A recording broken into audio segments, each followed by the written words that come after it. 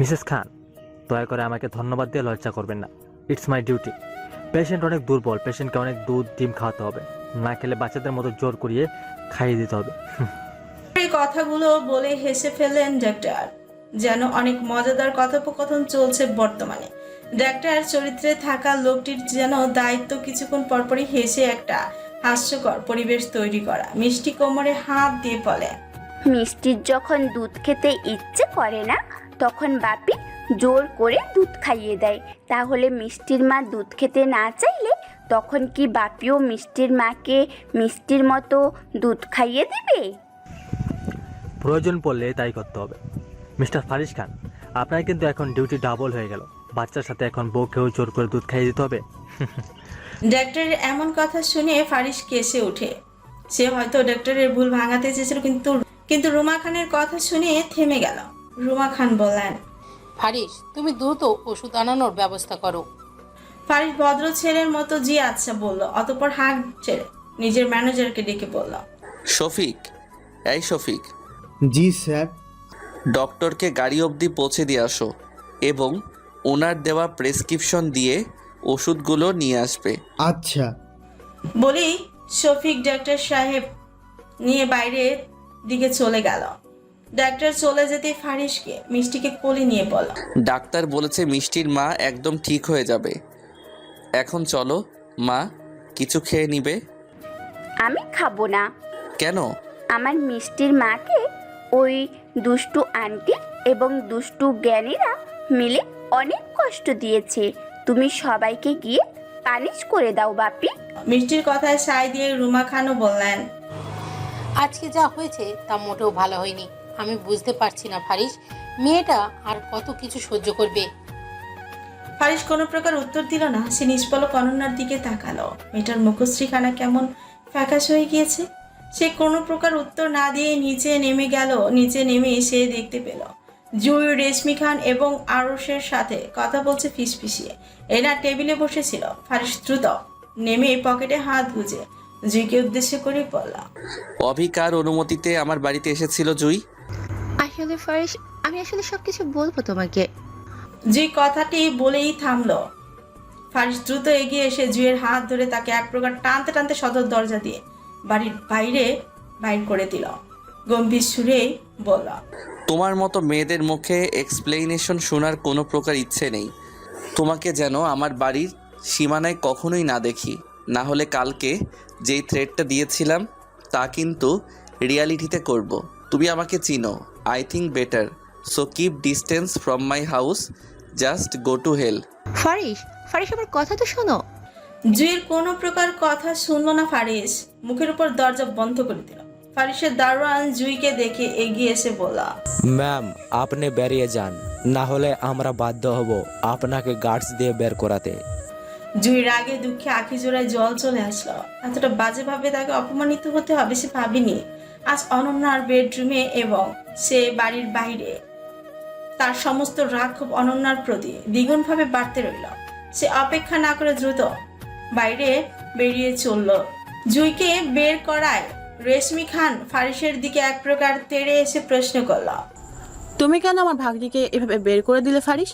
তুমি কি ভুলে যাচ্ছ এই বাড়িতে যেমন তোমার অধিকার রয়েছে তেমনি আমাদেরও সমান অধিকার রয়েছে?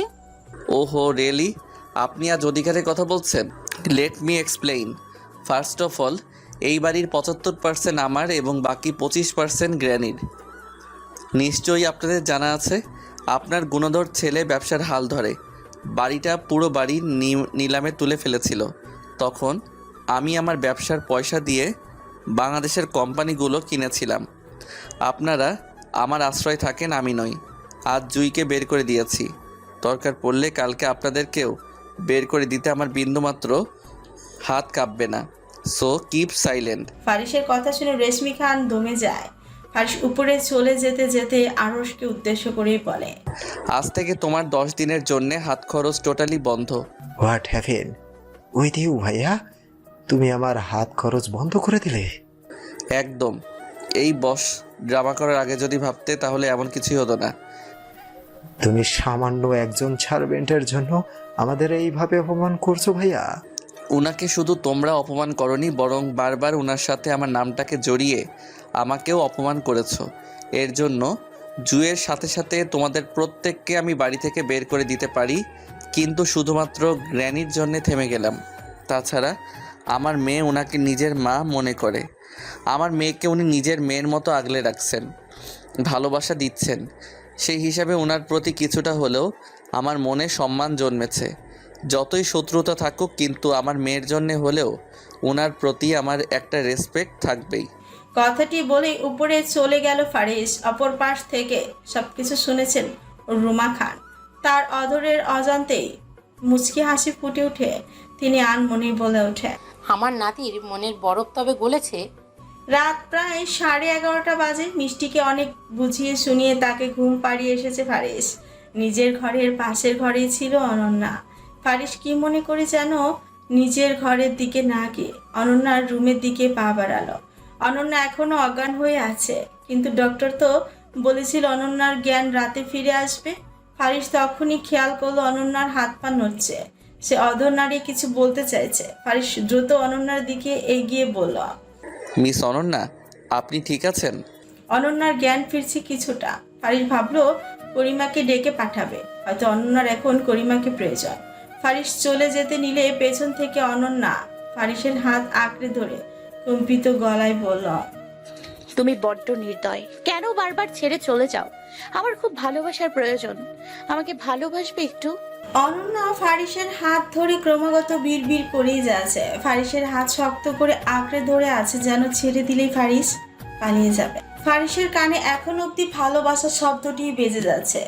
সে পেছনে ঘুরে অনন্যার কাছে গিয়ে হাঁটু গেড়ে বসে হাতটা অনন্যার কপালের কাছে ঠেকায়। অনন্যার আবারও জ্বর এসেছে, পূর্বের থেকেও বেশি জ্বর হয়েছে। ফারিসের মনে পড়ল ডাক্তার সাহেব তাকে যাওয়ার পূর্বে বলে গিয়েছিল, তোমার স্ত্রীকে একা ছাড়বে না কিন্তু। মাথার চোটের জন্য রাতে কিন্তু জ্বর হওয়ার একটা সম্ভাবনা রয়েছে। ফারিস ভাবলো আগের মতো করিমাকে ডেকে পাঠাবে, কিন্তু রাত হয়েছে অনেক। করিমা হয়তো দরজা আটকে ঘুমিয়ে আছে। সে কি এখন করিমার দরজা নক করে বলবে, মিস অনন্যার বেশ জ্বর উঠেছে, ওনার এখন আপনাকে প্রয়োজন, আপনি এখন ঘুমাবেন না, ওনার খেয়াল রাখুন। ব্যাপারটা বেশ অদ্ভুত ঠেকলো ফারিসের কাছে। সে গিয়ে ড্রয়ার থেকে একটা ফার্স্ট এড বক্স বের করে থার্মোমিটার বের করে সেই থার্মোমিটারটা অনন্যার মুখে লাগিয়ে দিয়ে জ্বরটা মাপার জন্য কিছুক্ষণ পরে থার্মোমিটারটা নিয়ে ফারিসের চোখ ছানা বড়া হয়ে যায়। জ্বর প্রায় 100 ডিগ্রির উপরে। ফারিস বুঝতে পারছে না বর্তমানে তার কি করা উচিত। সে আবারও বক্স থেকে একটা ওষুধের বের করে, যা ডাক্তার দিয়েছিল।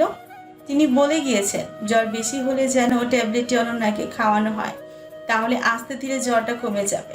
ফারিস তাই করলো। অনন্যার কাছে গিয়ে ঠান্ডা গলায় বলে উঠল, মিস অনন্যা, একটু উঠুন, আপনার গায়ে অনেক জ্বর, আপনি মেডিসিনটা খেয়ে নিন। অনন্যার জ্বর কেঁপে চলেছে। ফারিসের কথাগুলো বোধহয় তার কানে যায়নি। সে অনবরত শুধু বিড়বিড় করে যাচ্ছে। ফারিস বাধ্য হয়ে নিজেই অনন্যার পিঠে হাত দিয়ে অনন্যাকে বসানোর চেষ্টা করলো। অনন্যা গিয়ে ফারিসের বুকে ঢলে পড়ল। ফারিস স্তব্ধ হয়ে যায়, আঁখি জোড়া হয়ে যায় তার বন্ধ। তার হৃদস্পন্দন বৃষ্টি ভেজা সেই দিনের থেকেও তড়িৎ গতিতে চলতে শুরু করে। তার হাত এখনো অনন্যার পিঠে। সে আঁকড়ে ধরে আছে অনন্যাকে। অনন্যা বিড়বিড়িয়ে বলেই যাচ্ছে, আমাকে ভালোবাসবে একটু, আমার ভালোবাসা খুব প্রয়োজন, আমাকে ভালোবাসো না কেন তুমি? ফারিসের কানে অনন্যার প্রতিটি কথাই পৌঁছাচ্ছে। সেই কথাগুলো যেন ফারিসের বুকে ভেদ করে হৃদয়ের গভীরে গিয়ে ঠেকছে। আজ ফারিসের কাছে নিজেকে কেন যেন বড্ড অসহায় মনে হচ্ছে।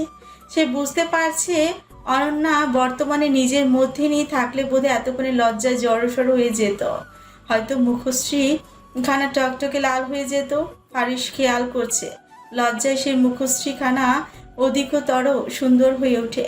ফারিসের মস্তিষ্কে এসব কথা চলে আসতেই ফারিস আপন মনে বলতে লাগলো, ও শিট, আমি এইসব স্টুপিডের মতো কিসব ভেবে যাচ্ছি। How can I thought this? পুরো মাথা নষ্ট হয়ে গিয়েছে আমার। সে আলতো করে অনন্যাকে নিজের থেকে সরিয়ে অনন্যাকে বিছানার সাথে ঠেকিয়ে বসায়। অনন্যা অনবরত বিড়বিড় করে যাচ্ছে। ফারিস কোনোভাবে অনন্যার মুখটা নিজের দিকে এনে জোর করে মুখে ট্যাবলেটটা ঢুকিয়ে দিয়ে পানি খাইয়ে দেয়। অতঃপর অনন্যাকে শুইয়ে দিয়ে সে নিজের বাড়িতে এসে দরজা আটকে বসে আছে। সে আজকে রাতে খায়নি অবধি।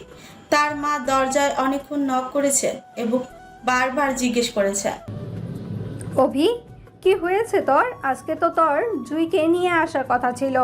তুই কি আদৌ জুইয়ের খালার বাড়িতে গিয়েছিলি? কি হলো হঠাৎ? উত্তর দিচ্ছিস না কেন? অভির থেকে কোনো প্রকার উত্তর না পেয়ে অভির মা বাধ্য হয়ে চলে যায়। অভি তার ফোন বের করে অনন্যার সাথে প্রত্যেকটি মুহূর্তের ছবিগুলো ভালো করে দেখছে। বারবার জুম করে অনন্যার হাসি মাখা মুখশ্রীখানা দেখছে। এমন হাসি খুশি, সোজা সরল মেয়েটাকে সে দিনের পর দিন বাজেভাবে অপমান করে গিয়েছে। মেয়েটা কত কেঁদে কেঁদে বলেছে সে নির্দোষ, অথচ তাকে বিশ্বাস না করে সামান্য একটা ভিডিও দেখে সে তাকে অপমান করে গিয়েছে। এমনকি আজও তার কঠিন সময়ে তার ঢাল না হয়ে তাকে আরো বাজেভাবে বিপদের মুখে ঠেলে দিয়ে এসেছে। কথাগুলো মস্তিষ্কে চলে আসতে অনন্যা বলে মেঝেতে বসে অঝরে কাঁদতে থাকে অভি। সে ঠিক করেছে শেফালির থেকে কালকে শুরু থেকে সব কিছু শুনবে। এসবের পেছনে যারা যারা আছে তাদের প্রত্যেককে শাস্তি দিয়ে সে তার অনন্যাকে ফিরিয়ে আনবে। সে অপলক দৃষ্টিতে আকাশের চাঁদখানার দিকে তাকিয়ে ভেজা গলায় বলতে থাকে, অনন্যা, আজ মনে হচ্ছে আজ আকাশের চাঁদের থেকেও তুমি সুন্দর, কারণ তোমার কলঙ্ক নেই। তুমি সব সময় স্নিগ্ধ, অপূর্ব সুন্দর। অভির মনে হচ্ছে ছবিতে থাকা অনন্যা যেন বিড়বিড় করে বলছে, তুমি কাঁদছো কেন অভি? তুমি কি জানো না ছেলেদের স্ট্রং থাকতে হয়? তাদের কাঁদলে মানায় না। Be strong. অনন্যা বিছানায় শুয়ে কেঁপে কেঁপে বিড়বিড় করে যাচ্ছে। ফারিস রুমে পায়চারি করছে। সে আবারও অনন্যার কাছে গিয়ে অনন্যার গালে হাত দিয়ে দেখে অনন্যার জ্বর এখনো কমছে না। সে আর কোনো কিছু না ভেবে রুম থেকে বেরিয়ে পাশে থাকা বেসিন থেকে এক বাটি পানি নিয়ে আবারও রুমে ঢোকে।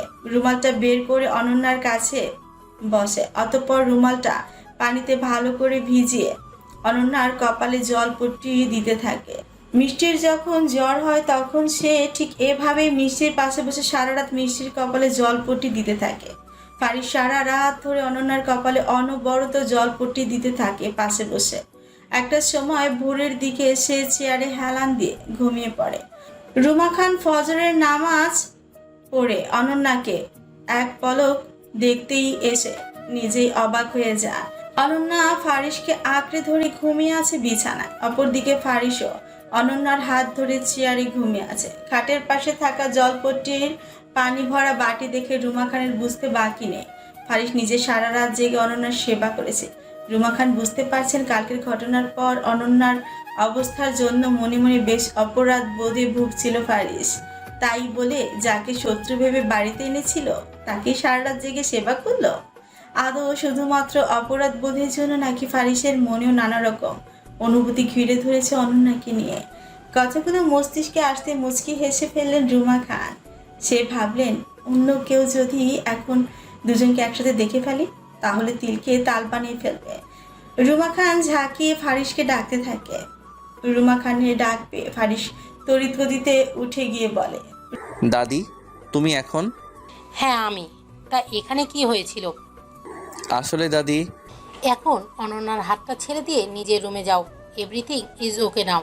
রুমা খানের কথা শুনে ফারিস দ্রুত অনন্যার হাত তৎক্ষণাৎ ছেড়ে দিয়ে চলে যেতে নিলে কি মনে করে যেন আবারও অনন্যার কাছে যায়। অতঃপর অনন্যার কপালে হাত দিয়ে দেখে জ্বর নেই।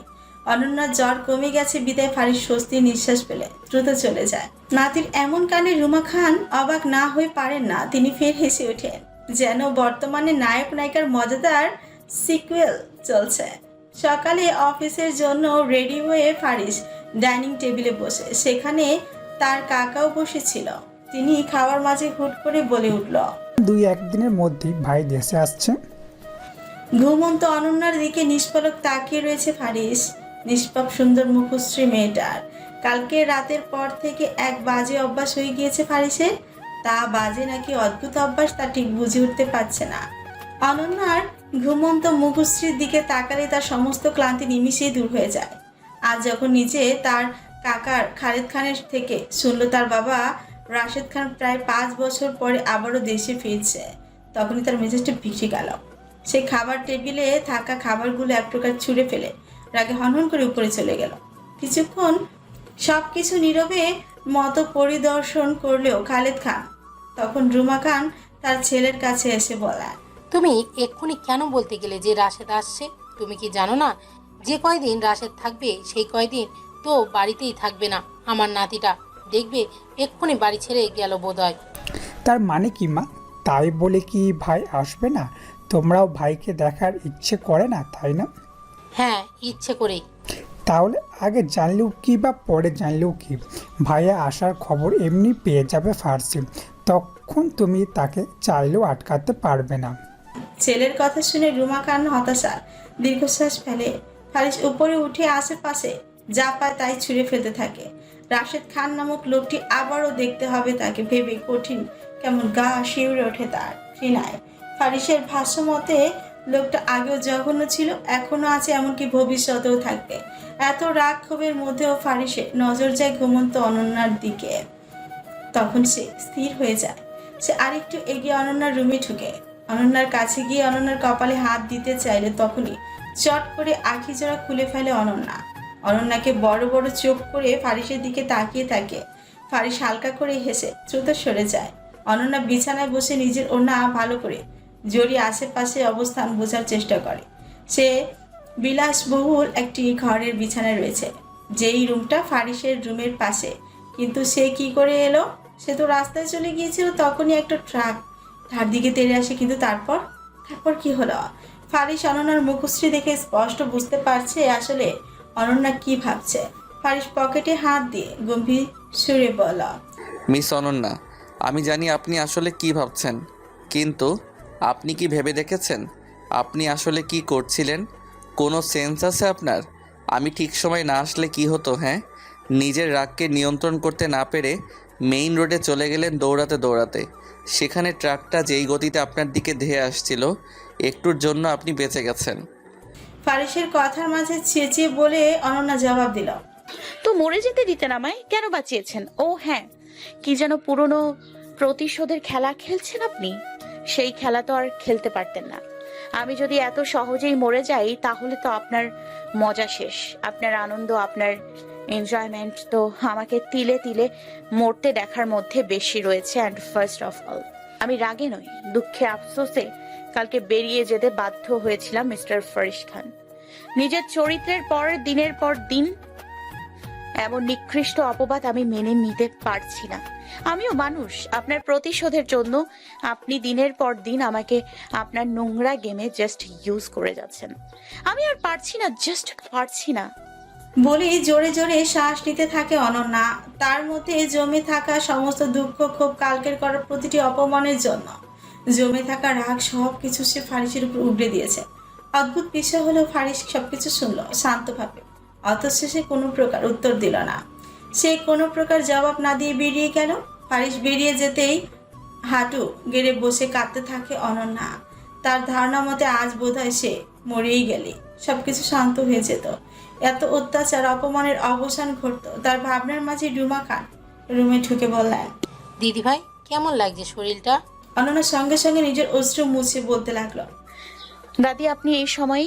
কাল রাতে মাথায় চোট পাওয়ার জন্যই তোমার অনেক জ্বর উঠেছিল, তা জানো অনন্যা? আমার জ্বরও এসেছিল। হ্যাঁ, তুমি কাল থেকে আজ অবধি সম্পূর্ণ অজ্ঞান ছিলে, কোনো হুঁশ ছিল না, জ্বর 100 ডিগ্রির উপরে ছিল। তখন কে সারা রাত জেগে সেবা করেছিল জানো? কে? অনন্যার এমন প্রশ্নের উত্তরে করিমা রুমে দুধের গ্লাস নিয়ে ঢুকতে ঢুকতে বলল, কে আবার? ফারিস স্যার? মা গো মা, আমি তো আপনারে ভোরবেলা দেখতে আইছিলাম আপা, দাদিও দেখছে। বেটা সারা রাত আপনারে ওষুধ খাওয়াইয়া জলপট্টি দিতে দিতে চেয়ারে ঘুমাই গেছিল। ভাবা যায়, ওই যে দেখেন আপনার বিছানার টেবিলেই ওষুধ এবং জলপট্টির বাটিটা আছে। করিমার কথা শুনে বিছানার পাশে থাকা ঔষধ এবং বাটি দেখে স্তব্ধ হয়ে যায় এক মুহূর্তের জন্য অনন্যা। যে মানুষটা এত কঠোর নিষ্ঠুর প্রকৃতির মানুষ, সে তাকে সারা রাত জেগে সেবা করে সুস্থ হলো, অথচ তাকে এত বাজেভাবে কথা শুনিয়ে দিল। করিমা আবারও বলে উঠল, শুধু কি তাই ফারিস স্যার, ওই কুটনি জুইরও বাইর করে দিছে, এমনকি মা পোলারও উচিত শিক্ষা দিছে। যারা আপনারে কালকে এতগুলো অপমান করছিল